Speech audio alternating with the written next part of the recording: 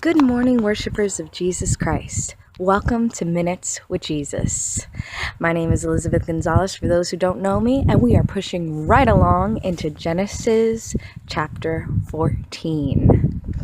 And as you can see, I'm once again in the beautiful and fabulous and gorgeous and breathtaking view of gorgeous Mississippi. Like, oh my gosh, it's just so lovely. So lovely. Isn't it lovely? Isn't it wonderful? Just makes me want to sing instead of sin. For those who saw my last video, you'll totally understand all the little comments that I say, especially why I'm not sitting on the great land of Mississippi and standing/walking and very muchly wellly looking at where I walk in the land of Mississippi, because I already see another anthill. So this is the things that us humans should always avoid. Lesson learned. Do not sit in an anthill. Hello again, friends. I know it's been a really long time. I'm sorry, when I was in Mississippi, I didn't have an editing software, and then when I got back to Texas, a laziness spirit came over me. But I'm back, and I hope that you guys have kept up with reading, but we're going to pick it up right where we left off in Genesis chapter 14. As I said, I knew that I had skipped 12, but I hope to come back to it soon. Okay? Abraham, we're reading from the NIV version Bible, by the way. Genesis chapter 14. At this time, Abraphel, king of Shinar, Arach, king of Eliezer, Kedorlaomer, king of Elam, and Tidal, king of Goim, went to war against Bera, king of Sodom, Bersha, king of Gomorrah, Shinab, king of Adamah, Shebeber, king of Zeboim, and the king of Bela, that is, Zorah. All these latter kings joined forces in the valley of Siddim, the Salt Sea. For 12 years they had been subject to Kedorlaomer. We're going to call him King K because he's a lot in here, and I don't think we even have the time for me to keep saying Kedorlaomer. So yeah, King K. But the 13th year they rebelled. And the 14th year, King K and the kings allied with him went out to defeat the Rephaites in Shurth Corneum, and Zuzitites in Ham, the Emites in Shevel Kiriathaim, and the Horites in the hill country of Sereth, as far as El Param near the desert. Then they turned back and went to En Misfat, that is Kadesh, and they conquered the whole territory of the Amorites, as well as the Amorites. The territory of the Amalekites, and as well as the Amorites, who were living in Hazoran Tamar. So basically, there was a war. There was all these kings. There were kingdoms against kingdoms, kings. People were rebelling, that kind of thing. Verse 8. Then the king of Sodom, the king of Gomorrah, the king of Admah, the king of Zeborim, the king of Bela, that is Zorah, marched out and drew up their battle lines in the valley of Siddim against King K.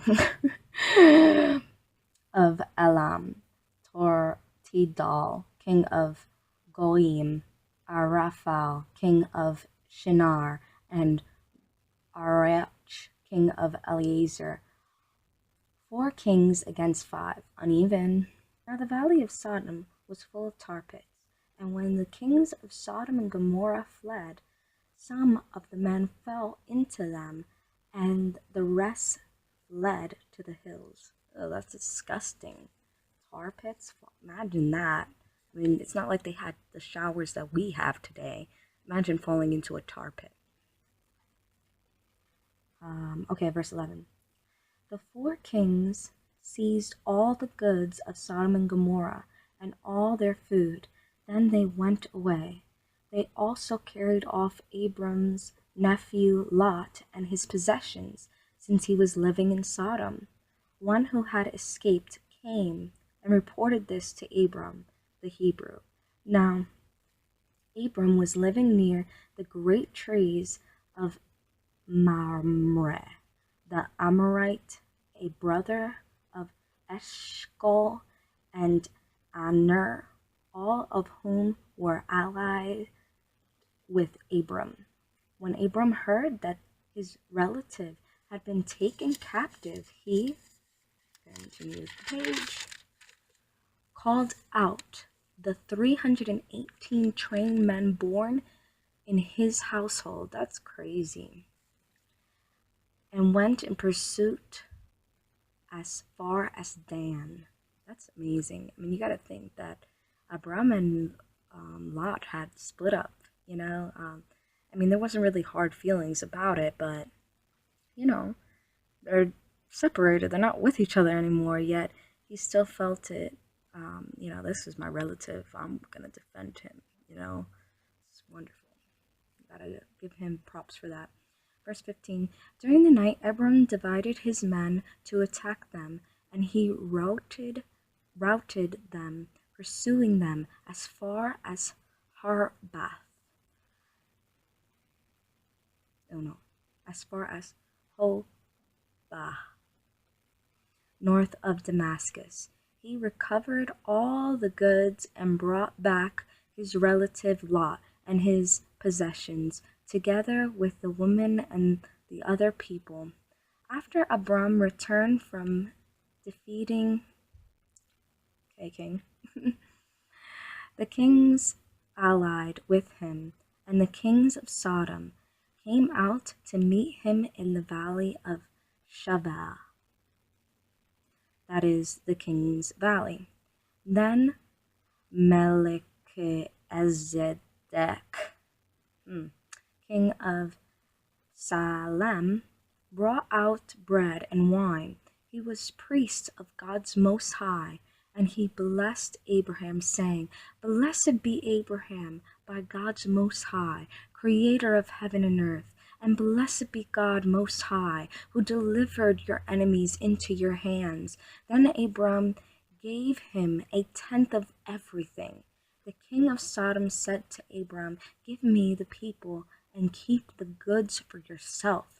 But Abram said to the king of Sodom, I have raised my hand to the Lord Most High, creator of heaven and earth, and have taken an oath that I will accept nothing belonging to you, not even a thread of the thong of a sandal, so that you will never be able to say, I made Abraham rich. I will accept nothing but what my men have eaten, and the share that belongs to the men who went with me to Adner, Eshcol, and Mamre. Let them have their share. Well, glory to God. We've completed that reading finally of Genesis chapter 14. There was a lot of kings' names, but you know, as we've learned in other videos, it's important to know names because it connects a lot with history, you know, so it's good. It makes you more firm in the beliefs that our Bible is accurate, our Bible is reliable, you know, it's history based, you know. Okay, well, let's pray. Jesus, we come before you. We give you thanks for your word, Jesus. Continue helping us to understand your word and meditate on it day and night. We give you so much thanks. Amen. Have a blessed day, worshipers of Jesus Christ.